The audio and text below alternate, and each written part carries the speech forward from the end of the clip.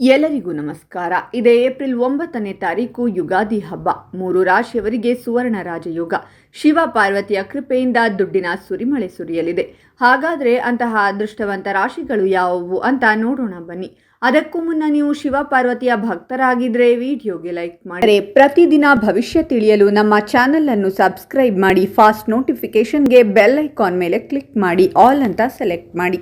ನಿಮ್ಮ ಸಮಸ್ಯೆಗಳಾದಂತಹ ಸತಿಪತಿ ಕಲಹ, ಪ್ರೀತಿಯಲ್ಲಿ ಮೋಸ, ಭೂಮಿ ವಿಚಾರ, ಕೋರ್ಟ್ ಕೇಸ್, ವ್ಯಾಪಾರ, ಹಣಕಾಸಿನ ತೊಂದರೆ, ಸಾಲಬಾಧೆ, ಸ್ತ್ರೀಯರು, ಗುಪ್ತ ಸಮಸ್ಯೆ, ಹೀಗೆ ಹಲವಾರು ಸಮಸ್ಯೆಗಳಿಗೆ ಶಾಶ್ವತ ಪರಿಹಾರ ಮಾಡಿಕೊಡುತ್ತಾರೆ. ಡಿಸ್ಪ್ಲೇ ಮೇಲೆ ಕಾಣುವ ಗುರೂಜಿ ನಂಬರ್ಗೆ ಒಮ್ಮೆ ಕರೆ ಮಾಡಿ. ನಿಮ್ಮ ವೃತ್ತಿ ಜೀವನದಲ್ಲಿ ನೀವು ನಿಮ್ಮ ಹಿರಿಯ ಅಧಿಕಾರಿಗಳಿಂದ ಸಾಕಷ್ಟು ಬೆಂಬಲವನ್ನ ಪಡೆಯುತ್ತೀರಾ ಮತ್ತು ನೀವು ಅನೇಕ ಹೊಸ ಜವಾಬ್ದಾರಿಗಳನ್ನು ಸಹ ಪಡೆಯುತ್ತೀರಾ. ನಿಮ್ಮ ಆದಾಯ ಮತ್ತು ಆರ್ಥಿಕತೆಯನ್ನು ಹೆಚ್ಚಿಸಲು ನೀವು ಅನೇಕ ಉತ್ತಮ ಅವಕಾಶಗಳನ್ನು ಸಹ ಪಡೆಯಬಹುದು.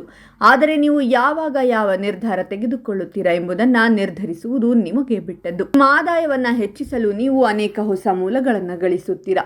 ಈ ತಿಂಗಳು ನೀವು ಎಲ್ಲದರಲ್ಲೂ ಯಶಸ್ಸನ್ನು ಪಡೆಯುತ್ತೀರಾ. ನೀವು ವೃತ್ತಿ ಜೀವನದಲ್ಲಿ ಕೆಲವು ಹೊಸ ಜವಾಬ್ದಾರಿಗಳನ್ನು ಪಡೆಯಬಹುದು. ಹಾಗೆ ನೀವು ನಿಮ್ಮ ಸಂಗಾತಿ ಅಥವಾ ಪ್ರೇಮಿಯೊಂದಿಗೆ ಸಾಕಷ್ಟು ಉತ್ತಮ ಸಮಯವನ್ನು ಕಳೆಯುತ್ತೀರಾ. ಈ ರಾಶಿಯ ಜನರ ಮನಸ್ಸು ಧಾರ್ಮಿಕ ಕಾರ್ಯಗಳಲ್ಲಿ ಹೆಚ್ಚು ತೊಡಗುತ್ತದೆ. ನಿಮ್ಮ ಆರ್ಥಿಕ ಪರಿಸ್ಥಿತಿ ಸ್ಥಿರವಾಗಿರುತ್ತದೆ. ವೆಚ್ಚದ ಮೇಲೆ ಹಿಡಿತ ಸಾಧಿಸುವ ಅವಶ್ಯಕತೆ ಇದೆ.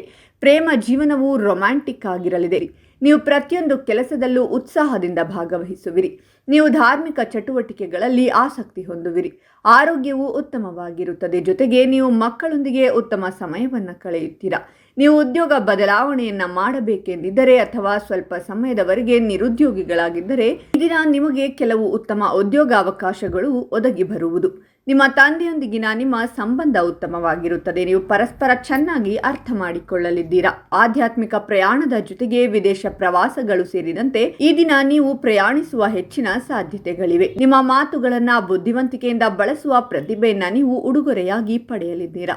ಅದು ನಿಮ್ಮ ಸುತ್ತಲಿನ ಜನರನ್ನ ಮೆಚ್ಚಿಸುತ್ತದೆ. ವ್ಯವಹಾರ ಮಾಲೀಕರಿಗೆ ಉತ್ತಮ ಸಮಯವಾಗಿದೆ ಮತ್ತು ನಿಮ್ಮ ಹಣವು ಎಲ್ಲಿಯಾದರೂ ಕಳೆದು ಹೋಗಿದ್ದರೆ ಅದು ನಿಮ್ಮ ಕೈ ಸೇರುವ ನಿರೀಕ್ಷೆ ಇದೆ. ನಿಮಗೆ ಆರ್ಥಿಕ ಲಾಭಗಳಾಗಲಿದೆ ಮತ್ತು ನಿಮ್ಮ ಆದಾಯದಲ್ಲಿ ಹೆಚ್ಚಳಕ್ಕೆ ನೀವು ಸಾಕ್ಷಿಯಾಗುವ ಸಾಧ್ಯತೆ ಇದೆ. ಈ ಸಮಯದಲ್ಲಿ ನಿಮ್ಮ ಇಷ್ಟಾರ್ಥಗಳು ಈಡೇರಬಹುದು. ವೃತ್ತಿ ಜೀವನದಲ್ಲಿಯೂ ಪ್ರಗತಿಯ ಅವಕಾಶವಿರುತ್ತದೆ. ಅದೇ ಸಮಯದಲ್ಲಿ ನೀವು ಅನಿರೀಕ್ಷಿತ ಆರ್ಥಿಕ ಲಾಭವನ್ನು ಪಡೆಯಬಹುದು. ನಿಮ್ಮ ಧೈರ್ಯ ಮತ್ತು ಶೌರ್ಯ ಕೂಡ ಹೆಚ್ಚಾಗುತ್ತದೆ. ಈ ಸಮಯದಲ್ಲಿ ನೀವು ಗೌರವ ಮತ್ತು ಪ್ರತಿಷ್ಠೆಯನ್ನು ಪಡೆಯಬಹುದು. ಅಲ್ಲದೆ ದೀರ್ಘಾವಧಿಯ ಬಾಕಿ ಇರುವ ಯೋಜನೆಗಳು ನನಸಾಗಲಿವೆ. ಈ ಕಾರಣದಿಂದಾಗಿ ನೀವು ಉನ್ನತ ಅಧಿಕಾರಿಗಳಿಂದ ಪ್ರಶಂಸೆಯನ್ನು ಪಡೆಯುತ್ತೀರಾ.